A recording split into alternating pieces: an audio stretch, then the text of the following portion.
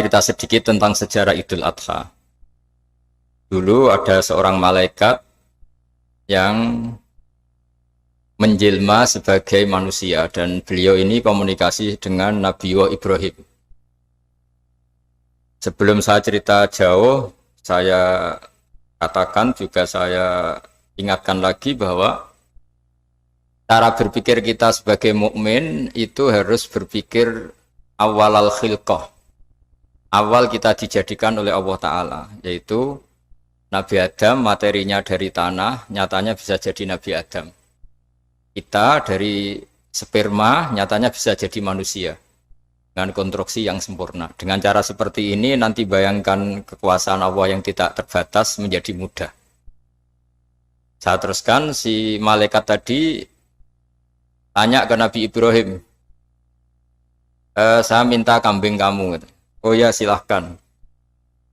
Asal kamu melantunkan kalimat tasbih, terus dibaca tasbih, indah sekali, merdu, terus bisa minta tambahan kambing, ya. Sampai beberapa kali.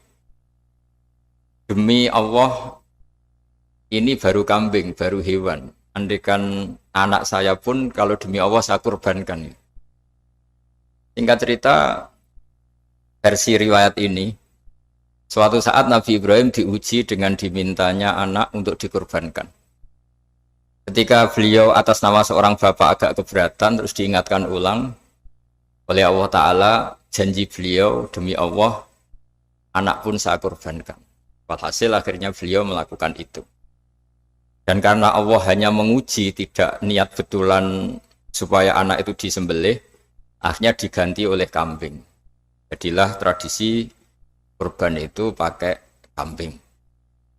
Kemudian secara fikih ada padanan-padanan yang cukup menggantikan kambing, yaitu ada sapi, ada unta, dan seterusnya, dan seterusnya.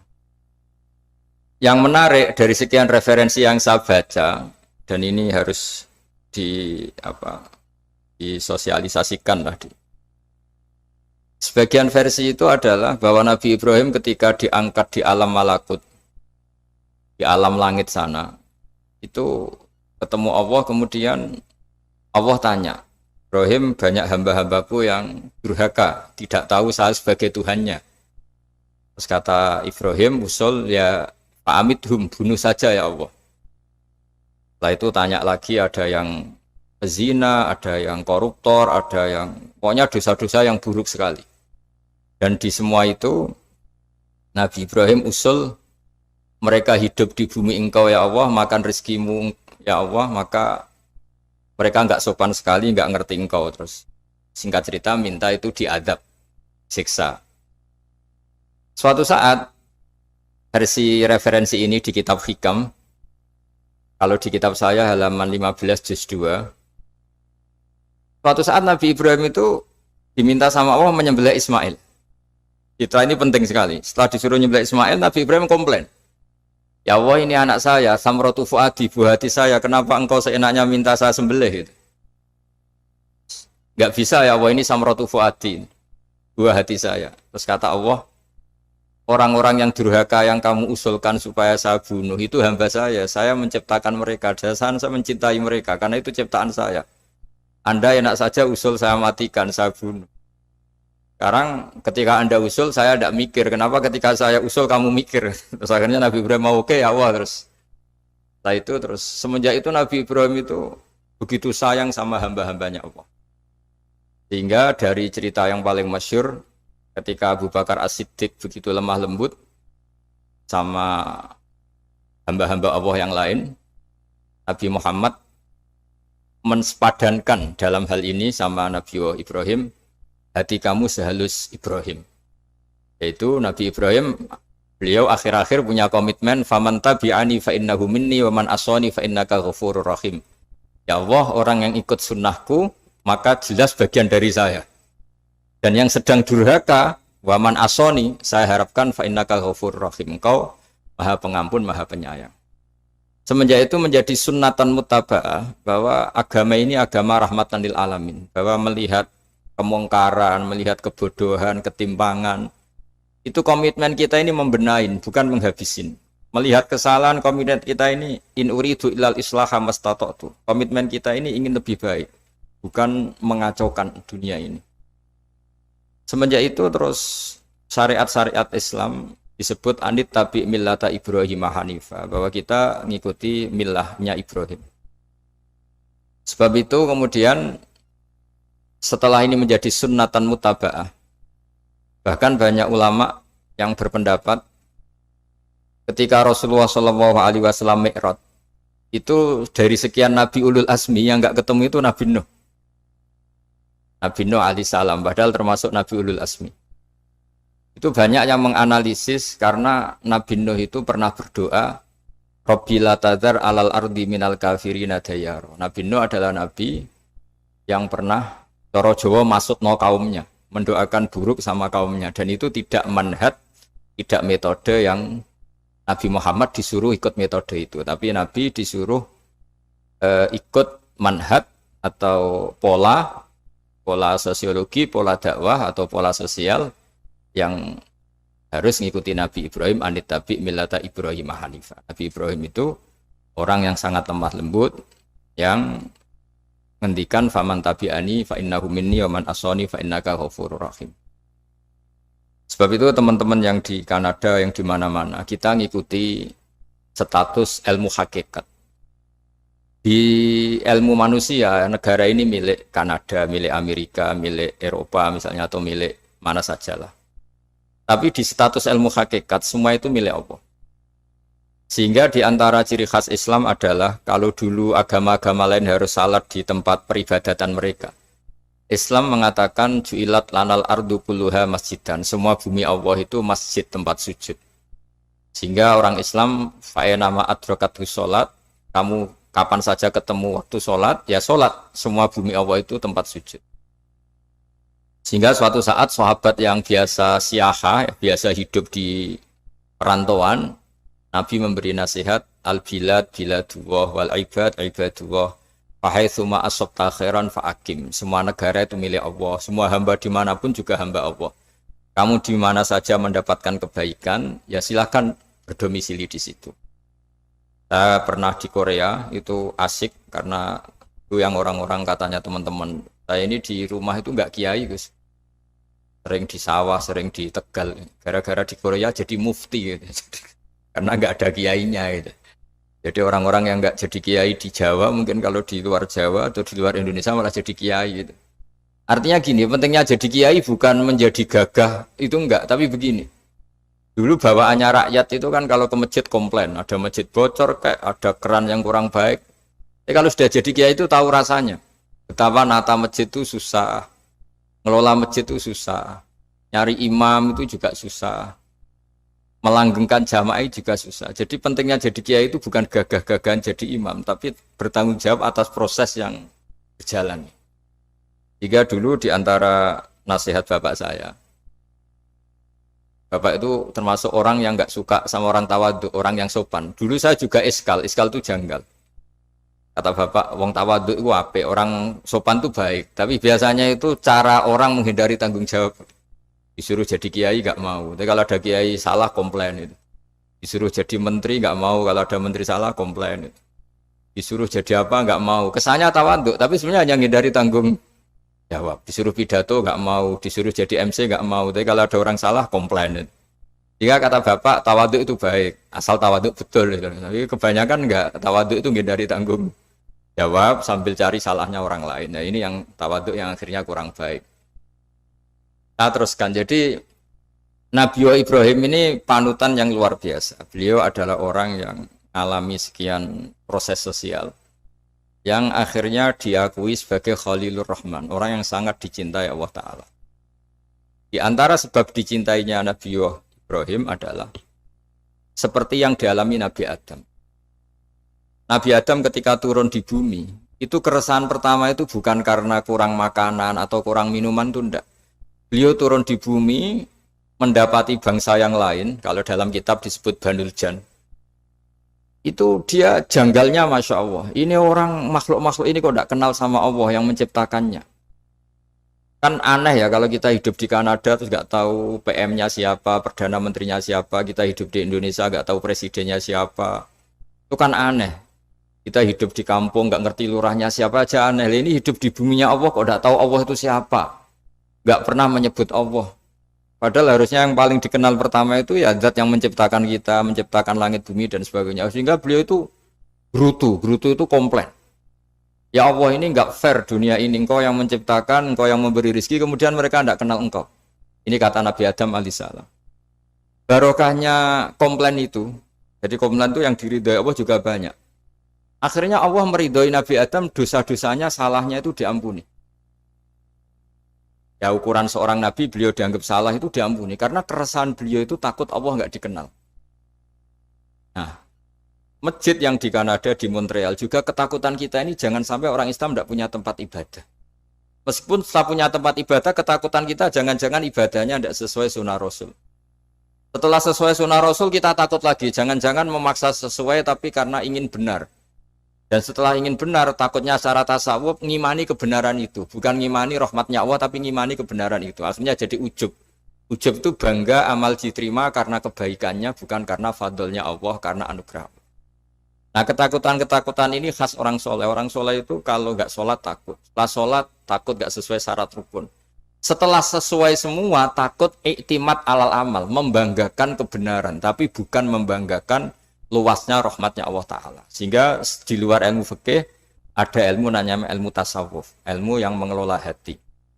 Jadi ibarat orang itu kalau yang paling masyhur dalam cerita-cerita orang sufi. Ada orang sudah masuk surga karena tidak pernah dosa sama sekali. Ini cerita-cerita yang melegenda di dunia tasawuf. Tanya Allah, kenapa kamu masuk surga? Karena saya taat terus ya Allah, nggak pernah maksiat sama engkau. Berapa lama kamu hidup di dunia? 80 tahun. Ya sudah, karena taat kamu 80 tahun, ya surga kamu 80 tahun. Ya komplain, ya Allah katanya surga selamanya. Kenapa ini hanya 80 tahun? Yang selamanya itu rahmat saya. Kalau amal kamu kan terbatas 80 tahun, maka balasannya hanya 80 tahun. Nah semenjak itu beliau sadar, oh ya ya Allah, masuk surga itu fadlmu, anugerahmu, amal saya tidak ada bandingannya dengan surgamu. Nah ini jadi sehingga keyakinan ahli sunnah wal jamaah diantara ciri khasnya adalah masuk surga itu karena fadlnya Allah, karena anugerahnya Allah. Maksudnya itu oke, kita amal, tapi amal kita tetap terbatas. Tidak memberi kontribusi pada kerajaan Allah, pada kedikjayaan Allah sebagai Tuhan. Yang tidak terbatas adalah fadlnya Allah Subhanahu wa Ta'ala. Nah, keresahan-keresahan ini kemudian yang diwariskan oleh para nabi ke ulama-ulama. Di keresahannya ulama itu mirip-mirip keresahan nabi. Nabi dulu itu sampai dakwah, sampai sosialisasi kebenaran itu takut Allah itu la yuzkaru fi mulki. Allah tidak disebut, tidak menjadi aktor. Kan tidak fair kita misalnya nempat di negara orang terus nggak tahu duta besarnya siapa, terus kalau ngurus paspor di mana, ngurus visa di mana. Ini sama, kita hambanya Allah tapi nggak pernah ngurus status kehambaannya. Harusnya kita ngurus status kehambaan kita dengan sholat, berarti kehambaan kita hidup. Dengan baca tasbih berarti kehambaan kita hidup. Makanya dalam sebuah ayat disebutkan masuk surga itu gampang, yang susah itu kamu masuk status kehambaan itu. Makanya disebut ya aja Tuhan nafsul mutmainnah irji'i ila rabbiki radiyatan mardiyah. Pertama apa? Fadkhuli fi ibadi. Kamu harus masuk status sebagai hambaku dulu. Baru wadkhuli jannati, baru kamu masuk surga. Jadi orang boleh nikmati fasilitas negara lain kalau visa paspornya disahkan. Orang boleh masuk surga kalau status kehambaannya disahkan oleh Allah Subhanahu wa Ta'ala. Nah, lalu status kehambaan itu dimulai dari mana? Secara fisik kita sujud. Anggota tubuh yang begitu terhormat, namanya kepala, kita tundukkan kepada Allah Ta'ala. Hati kita, akal kita yang ingin menguasai dunia misalnya, ambisi itu kita kalahkan untuk hanya tunduk kepada aturan-aturan Allah Subhanahu wa Ta'ala. Kekhawatiran kita akan menghadapi alam akhirat, nah ini yang penting. Nanti setelah kita mati kayak apa, jadi debu, jadi tanah, lalu bangkit kita gimana? Sebagaimana mukadimah saya, ingatlah an-nas atil ula. Ingatlah penciptaan pertama, bahwa Allah punya reputasi menciptakan Nabi Adam dari tanah, dan di tubuh Nabi Adam itu tersimpan calon generasi berikutnya ila yaumil qiyamah. Kayak apa susahnya bikin Nabi Adam kalau andikan kita boleh berpikir. Bikin satu master manusia yang akan melahirkan manusia seluruh dunia. Ibaratnya chipnya itu sudah ada di punggung Nabi Adam. Dan itu materinya dari tanah. Dengan berpikir gitu, maka ketika kita meninggal, sudah jadi tanah, kembali lagi jadi manusia adalah hal yang mudah.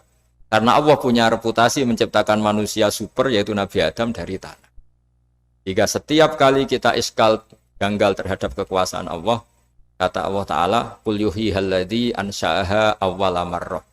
Kalau kamu janggal terhadap kemampuan saya, kemampuan kami menghidupkan tulang belulang yang sudah rapuh, sudah hancur, maka ingatlah reputasi saya, kata Allah, reputasi kami menciptakan Adam dari tanah. Ya, para nabi itu, ini semoga teman-teman yang di Kanaja masih ingat betul iman yang dilatih para guru kita di Jawa, di Indonesia. Para nabi itu saking imannya sama Allah, itu tidak ada, sampai kasarnya itu nggak tahu bedanya antara hal itu masuk akal maupun tidak. Saya beri contoh begini, kalau dalam ilmu tauhid, dan ini harus kita latih terus sampai ketemu Allah Ta'ala. Ketika telur jadi ayam, itu sebetulnya itu kita juga tidak ikut mampu bikin telur jadi ayam. Tapi berhubung sering terjadi, kita bilang telur jadi ayam itu mungkin. Mungkin itu ya mungkin sering terjadi. Padahal sering terjadi ini juga tidak yang jenis kita ikut berkontribusi. Lalu ketika sering terjadi ini kita bilang itu mungkin. Padahal saat kita bilang mungkin, juga hakikatnya kita tidak ikut menciptakan telur menjadi ayam. Lalu karena seringnya telur jadi ayam, kita bilang telur jadi ayam itu mungkin. Mungkin itu gak muhal. Begitu juga bebijian, nanti jadi pohon besar yang rindang, yang berbuah, kita katakan mungkin. Kenapa kita katakan mungkin? Karena itu sering terjadi. Toh kita pun tidak ikut menciptakan biji jadi pohon besar, telur jadi ayam. Artinya apa? Zaman sesuatu itu sering terjadi, kita pun sebetulnya tidak pernah ikut menciptakan. Hanya menyaksikan sering, terus kita bilang itu mungkin. Tapi kita tidak memberi kontribusi sama sekali. Semua itu karena kudrohnya Allah, kemampuan Allah. Lalu ketika ada orang yang bilang, batu ini bisa melahirkan onta. Kita bilang, mohal, batu itu tidak mungkin melahirkan onta. Tapi kalau seorang nabi itu nggak tahu bedanya antara batu melahirkan onta dengan indukan onta melahirkan onta. Karena nabi-nabi itu makomnya sudah sangat tinggi. Ketika onta induk melahirkan onta juga tidak atas kemampuan onta induk. Onta induk tidak punya kemampuan menciptakan onta. Juga karena kudrohnya Allah Ta'ala. Sehingga kalau batu mengeluarkan onta juga mungkin kalau Allah menghendaki. Hingga ketika Nabi Soleh diminta kaumnya, apa bukti engkau Nabi? Tunjukkan ayat kalau engkau Nabi. Yang kamu minta apa? Seekor onta keluar dari batu besar ini. Nabi Soleh dengan entengnya berdoa sama Allah dan keluarlah unta keluar dari batu. Nah itu makom yang paling tinggi. Makom paling tinggi itu kita mendudukkan Allah sebagai zat yang tidak terbatas kudrohnya. Hingga para nabi itu terus punya mukjizat. Nah, mukjizat itu untuk mengingatkan ulang bahwa Allah itu tidak terbatas kemampuannya. Bagaimana unta keluar dari batu besar zaman Nabi Soleh, zaman Nabi Muhammad air keluar dari jemarinya Rasulullah SAW, Nabi Ibrahim dibakar tidak mempan, tetap sehat, tetap bugar. Karena semua ini sebagai bukti bahwa kudrohnya Allah tidak terbatas. Nah, iman-iman seperti ini harus kita jaga. Apapun rasionalitas kita, dan meskipun kita selalu rasional, tetap menyisakan iman bahwa kudroh Allah itu tidak terbatas. Sehingga ketika ada cerita kematian orang soleh itu ditangisi langit dan bumi, kita tidak usah iskal, tidak usah janggal, masa bumi bisa menangis? Karena kita yang sekarang bisa nangis adalah materinya dari tanah, materinya dari bumi. Terus iman ini kita jaga sehingga kalau kita yasinan, masih ingat Allah kalau mengingatkan kudrohnya yang tidak terbatas, manusia disuruh ingat, Qul yuhyihal ladzi ansha'aha awwala marrah. Kamu harus ingat bahwa Allah itu yang menghidupkan kamu, menghidupkan semuanya ketika kamu belum menjadi seperti ini. Jadi intinya itu kita ingat meskipun telur itu lazim jadi ayam, tetap tidak karena kudrohnya ayam itu, tapi karena kudrohnya Allah. Indukan unta melahirkan anak unta juga bukan kemampuan indukan unta, karena ini juga makhluk yang lemah, tapi juga kemampuan Allah Subhanahu wa Ta'ala. Jika dengan demikian kita termasuk hamba Allah sesuai target yang diingatkan Allah. Falamma tabayyana lahu qala a'lamu annallaha ala kulli syai'in qadir. Hamba Allah yang baik adalah hamba ketika menyaksikan fenomena apapun, semua itu li ta'lamu annallaha ala kulli syai'in qadir wa annallaha qad ahata bi kulli syai'in ilma. Apapun di alam raya ini semuanya itu bukti bahwa Allah ala kulli syai'in qadir, Allah kuasa dan Allah meliputi semua makhluknya dalam pandangannya, dalam pantauannya. Jadi saya mohon teman-teman yang di Montreal, yang di Kanada, juga di manapun harus ingat status hakikat bahwa al-bilad biladullah wal ibad ibadullah fahaitsu ma asabta khairan fa'aqim. Negara hakikatnya milik Allah, semua hamba juga milik Allah. Di mana saja kamu berada dan menemukan kebaikan, silahkan hidup di situ. Tentu dengan sosialisasi yang baik, baik dengan non-muslim maupun dengan muslim. Karena Allah mengajarkan waqulu linnasi husna. Ajaran Islam adalah rahmatan lil alamin, rahmat bagi semua. Tentu tidak henti-hentinya kita menjelaskan kebenaran yang diinginkan oleh Allah Subhanahu wa Ta'ala. Saya kira demikian karena juga ini di sini sudah malam.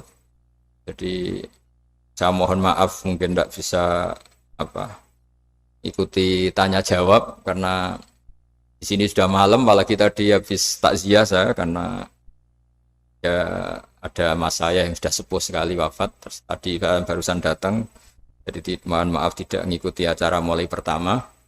Tapi saya mohon ayat-ayat Quran yang saya terangkan tadi bahwa untuk mensifati Allah kudrohnya tidak terbatas. Ingatlah bahwa kita yang secerdas ini, yang sehebat ini, kita semua manusia yang cerdas begini, matanya bisa melihat, hatinya bisa merenung, otaknya bisa berpikir cerdas, itu dari materi tanah. Dan Allah mampu. Allah bisa bikin orang miliatan gini dari satu orang manusia namanya Nabi Adam. Kayak apa susahnya bikin konstruksi Nabi Adam kalau boleh dibahasakan. Dan itu Allah punya reputasi mampu. Dengan cara seperti itu kita akan gampang iman bahwa kita setelah meninggal dan menjadi tanah, ya sama seperti kita masih hidup. Zaman kita hidup ya tidak tahu cara kerja jantung kita, nafas kita, uratnya gimana, terus sistem tubuh. Meskipun ilmu medis ngerti mengurai itu, tapi tetap saja hanya ngerti, tidak menciptakan. Yang menggerakkan jantung, organ tubuh kita tetap Allah Subhanahu wa Ta'ala. Dia yang Al-Fa'idul Mukhtar, dia yang semuanya mengendalikan kita. Artinya zaman kita hidup pun sebenarnya kita yang tidak mengendalikan kita. Nafas kita ya dalam kendali Allah, ikhtiar kita dalam kendali Allah. Sama setelah kita mati juga dalam kendali Allah. Ya guru-guru kita semuanya melatih inna sholati wa nusuki wa mahyaya wa mamati lillahi rabbil alamin. Hakikat ibadah kita, hakikat hidup kita, hakikat mati kita, semuanya tidak dalam kendali kita. Semua itu dalam kendali Allah Ta'ala. Dengan demikian terus kita insya Allah ingin jadi hambanya dulu. Baru setelah jadi hambanya, baru sah menjadi ahli penghuni surganya. Wadkhuli fi ibadi, baru wadkhuli jannati. Masuklah berstatus sebagai hambaku, baru engkau, kalian semua layak menjadi penghuni surgaku. Mohon maaf atas semua kesalahan. Billahi taufik. Wassalamualaikum warahmatullahi wabarakatuh.